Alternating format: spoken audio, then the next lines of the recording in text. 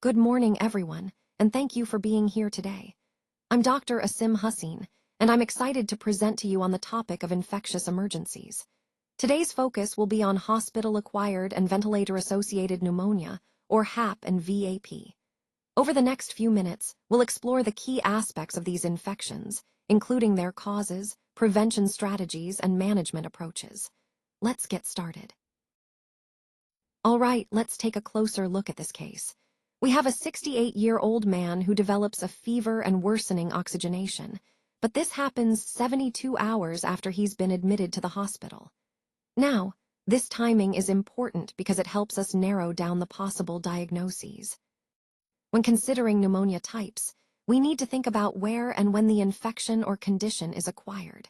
For example, community-acquired pneumonia occurs outside the hospital or within the first 48 hours of admission. Ventilator-associated pneumonia typically develops after 48 hours of intubation and ventilation. In this case, since the symptoms started after 72 hours, we're probably looking at a hospital-related process. Specifically, this points us towards hospital-acquired pneumonia, which develops after 48 hours of hospital stay. It's also worth noting that the worsening oxygenation and fever are key signs of an infectious or inflammatory process in the lungs, common in pneumonia cases. So, in the context of this scenario, the most appropriate diagnosis would be hospital-acquired pneumonia. Understanding these distinctions helps us manage and treat patients more accurately. Let's take a closer look at the correct answer, which is B. HAP, or hospital-acquired pneumonia, occurs at least 48 hours after a patient is admitted to the hospital, meaning it wasn't present when they arrived. This timing helps us distinguish it from other types of pneumonia. On the other hand, ventilator-associated pneumonia, or VAP, specifically requires at least 48 hours of mechanical ventilation. That's a key point because it emphasizes the importance of the duration of ventilation in diagnosing VAP. Connecting this to our overall theme, understanding these timing distinctions is crucial for proper diagnosis and management of pneumonia in hospitalized patients. Let's take a look at this question. It asks us to identify which finding best supports a diagnosis of ventilator-associated pneumonia, or VAP, in a patient who has been on mechanical ventilation for a few days. The options listed include clinical features combined with radiographic evidence, new infiltrates seen only on chest X-ray, leukocytosis alone, positive blood cultures, and procalcitonin levels. The key here is to understand what truly indicates VAP. While clinical signs like fever, purulent secretions, and increased ventilator requirements are important, they can sometimes be nonspecific. When we see a new infiltrate on the chest X-ray in the context of these clinical signs, it strongly supports the diagnosis of pneumonia. In contrast, positive blood cultures or elevated procalcitonin levels can suggest infection, but are less specific for VAP compared to radiographic evidence combined with clinical features. So, among these options, the best answer is B, a new infiltrate on CXR only, because radiographic evidence in conjunction with clinical signs really helps confirm VAP. This highlights the importance of integrating clinical and radiographic data to make a confident diagnosis in ventilated patients. All right, let's take a closer look at the correct answer here, which is A now. When it comes to diagnosing VAP, or ventilator-associated pneumonia, it's important to remember that it's primarily a clinical diagnosis. That means we can't rely solely on imaging or lab results. Instead, we look for a new infiltrate on the chest X-ray, which suggests a new infection or inflammation in the lungs. But that alone isn't enough. We also need to see clinical signs that support the diagnosis. These include things like fever, which indicates an ongoing infection, purulence, or the presence of pus in the respiratory secretions, and worsening oxygenation, meaning the patient's oxygen levels are declining or they need more support to breathe. So, the key takeaway here is that VAP diagnosis is about combining these findings, the new infiltrate plus clinical signs, to make an accurate diagnosis. This approach helps ensure we're treating the right patients and avoiding unnecessary antibiotics. This concept ties into our overall theme of precise diagnosis and targeted treatment in critical care. All right, let's take a look at this question. We're asked to choose the most common organism associated with ventilator-associated pneumonia, or VAP. Looking at the options, we have Streptococcus pneumoniae, Haemophilus influenzae, Pseudomonas aeruginosa, Mycoplasma pneumoniae, and Chlamydia pneumoniae. It's important to understand that while all of these bacteria can cause pneumonia, their association with VAP varies. In clinical practice, Pseudomonas aeruginosa is well known for its role in hospital-acquired infections, especially in ventilated patients. It's notorious for causing VAP because it thrives in the hospital environment and can colonize the respiratory tract of intubated patients. So, when we think about the most common organism linked to VAP, Pseudomonas aeruginosa usually tops the list. Remember, this highlights the importance of targeted antibiotic therapy and infection control measures in managing and preventing VAP. All right, let's take a closer look at the correct answer, which is C when we talk about ventilator-associated pneumonia, or VAP. It's important to remember that it usually involves gram-negative bacilli. Specifically, the most common culprits are Pseudomonas, a Acintobacter, and members of the Enterobacteriaceae family. These bacteria are notorious for their ability to cause infections in hospitalized patients, especially those on ventilators. Recognizing this helps guide us in choosing the right empiric antibiotics and implementing effective prevention strategies. So, understanding which bacteria are most likely involved is a key step in managing and reducing the risk of VAP. All right, let's look at this scenario. A critically ill patient with suspected ventilator-associated pneumonia, or VAP, and septic shock. This is a high-stakes situation, so choosing the right initial antibiotic treatment is crucial. Now, when we think about the options, the key is to cover the most likely pathogens quickly and effectively, especially in such a severe case. Option A, narrow-spectrum monotherapy, might be too limited initially, given the severity.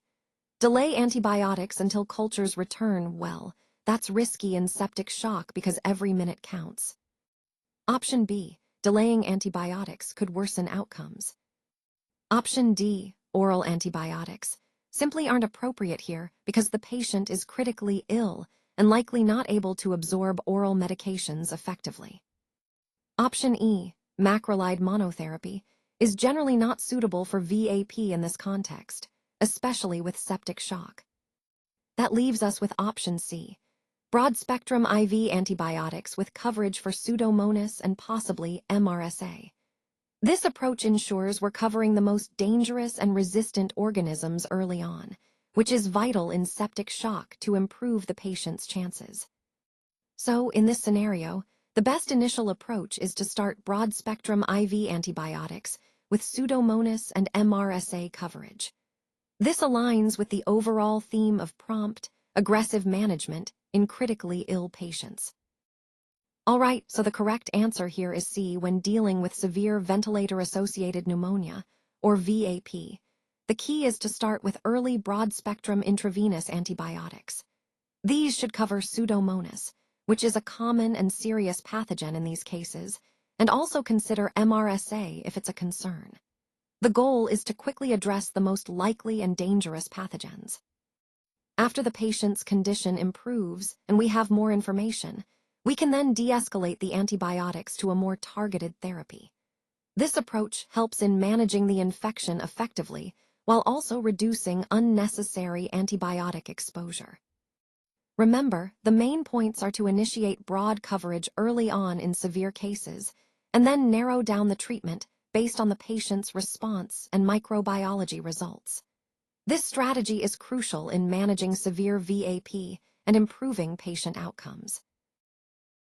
So, in this scenario, we have a patient who improves rapidly after treatment for ventilator-associated pneumonia, and cultures have confirmed that the organisms are sensitive. The key question here is, what is the recommended duration of antibiotic therapy in this case? Looking at the options, we see choices ranging from 3 days to 14 days, or continuing until the C-reactive protein, or CRP, levels normalize. The most important point to remember is that in cases where the patient shows a quick clinical response and the cultures are sensitive, shorter courses of antibiotics are often sufficient. In fact, evidence suggests that a 3 to 5 day course can be adequate in such situations, reducing the risk of antibiotic overuse and resistance. So, when considering the best answer, I would lean toward the shorter duration, either 3 days or 5 days, since the patient is improving rapidly and the pathogen is sensitive. This emphasizes the importance of tailoring antibiotic duration to the patient's response and microbiologic data, which not only helps in effective treatment, but also supports antimicrobial stewardship. All right, let's look at the correct answer here, which is B when it comes to uncomplicated HAP or VAP. A typical treatment duration of about 7 days is usually enough, provided the patient is responding well clinically. The key point is that if the patient shows signs of improvement, like better oxygenation, reduced fever, and declining inflammatory markers, a shorter course of antibiotics can be effective. This approach helps us avoid unnecessary prolonged antibiotic exposure, which is important for preventing resistance and minimizing side effects. So, in essence, for uncomplicated cases with a good clinical response, sticking to around a week of therapy is generally recommended. Let's take a moment to clarify some important definitions. HAP stands for hospital-acquired pneumonia, which is pneumonia that develops at least 48 hours after a patient has been admitted to the hospital. VAP, on the other hand, is ventilator-associated pneumonia, and it specifically occurs at least 48 hours after a patient has been intubated and placed on a ventilator. Understanding these distinctions is crucial because they help us identify the timing and potential sources of infection. Both HAP and VAP are significant because they can complicate patient recovery and increase healthcare costs. Throughout this presentation, we'll explore how these types of pneumonia differ in their risk factors, prevention strategies, and management. Recognizing the differences between HAP and VAP allows us to tailor our approaches and improve patient outcomes.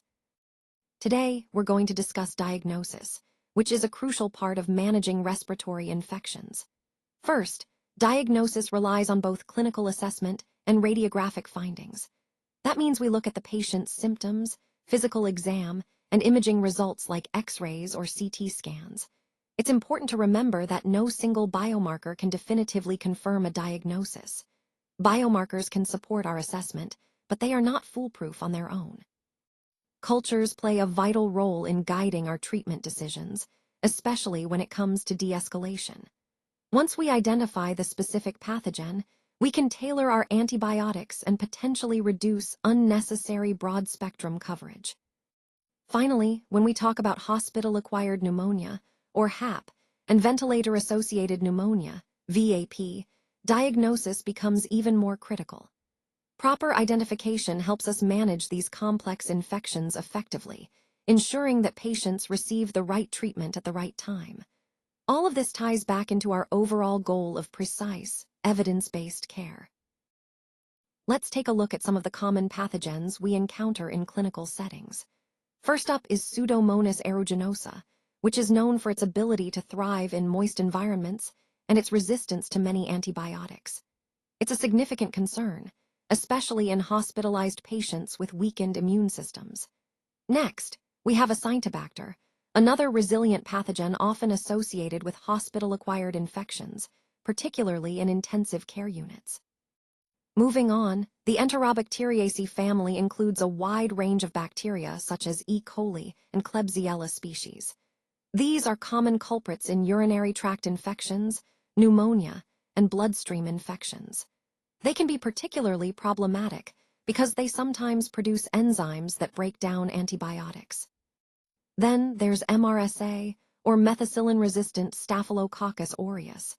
Its presence is highly dependent on the patient's risk factors, such as previous antibiotic use or hospitalization history. It's known for its resistance to many standard antibiotics, making infections more challenging to treat. Finally, we have HAP and VAP, hospital-acquired pneumonia and ventilator-associated pneumonia. These are serious infections that occur in patients who are hospitalized or on ventilators, often caused by many of the pathogens we've discussed. Recognizing these common pathogens helps us tailor our prevention strategies and choose the most effective treatments. Let's now discuss some key management principles. First, when it comes to empiric IV antibiotics, it's crucial to start early. We typically begin with broad-spectrum antibiotics to cover a wide range of potential pathogens. Once we have more information, we can de-escalate to more targeted therapy. This approach helps optimize treatment and reduces unnecessary antibiotic exposure.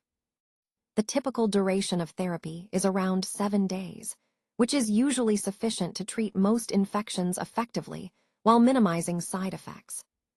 Now, prevention plays a vital role in managing these patients. Simple measures like head-up positioning can significantly reduce the risk of aspiration and subsequent pneumonia. Sedation breaks are also important because they allow patients to wake up and participate in breathing exercises or mobilization, which can prevent complications. Oral hygiene is another key factor. Keeping the mouth clean helps reduce bacterial colonization that might lead to respiratory infections. Early mobilization is equally critical. Encouraging patients to move as soon as possible can improve lung function and decrease the risk of hospital-acquired pneumonia or ventilator-associated pneumonia, which we often abbreviate as HAP and VAP. Overall, these principles emphasize timely intervention, targeted therapy, and proactive prevention to improve patient outcomes. Let's go over some ICU pearls that are crucial for patient management. First, do not delay antibiotics in shock. Prompt administration of antibiotics can be life-saving, so waiting too long can significantly worsen outcomes. Every minute counts when a patient is in shock. Next, procalcitonin can be a helpful tool, but it's important to remember that it may aid in stopping therapy rather than in making the initial diagnosis. It's a marker we can use to guide us in discontinuing antibiotics safely, helping to prevent unnecessary prolonged use. Always reassess the need for ventilation daily. Just because a patient is intubated doesn't mean we should keep them ventilated indefinitely. Daily evaluation allows us to identify opportunities to extubate sooner, reducing risks like ventilator-associated complications. Finally, when it comes to HAP and VAP, remember that prevention, early recognition, and appropriate management are key to improving outcomes. These infections are common in ICU patients, but with diligent care and reassessment, we can minimize their impact.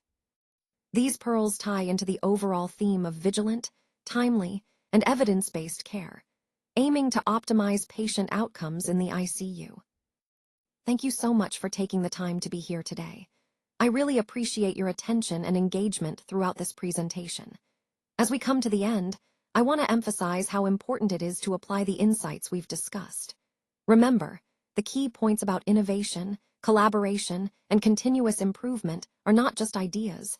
They are tools that can drive real change. I hope this has inspired you to think differently and act proactively in your own work. Once again, thank you for your time and interest. I look forward to seeing how you implement these concepts in the future.